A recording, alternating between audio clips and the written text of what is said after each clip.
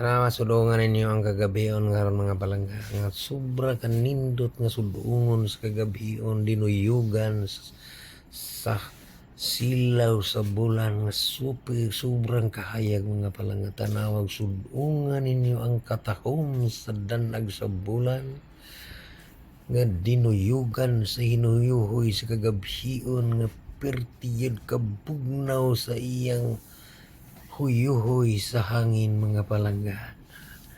Sudunga og tan-awa ninyo ang iyang danag sa bulan dinuyugan sa mga huyuhoy hangin nga sobra kabugnaw ni aning kagabion mga palangga.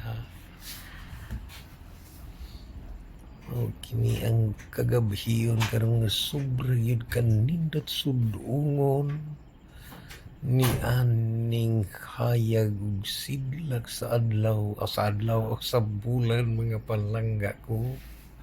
Sudunga ug talantawa ninyo ang kanindot sa kagabion karon tan-awa ninyo mga palangga pag-ayo ang hayag sa bulan ug dinuyugan sa mabugnaw huyuhoy sa hangin ug dinuyugan sa mga dahon nga pertigyud kanindot nga sudungon.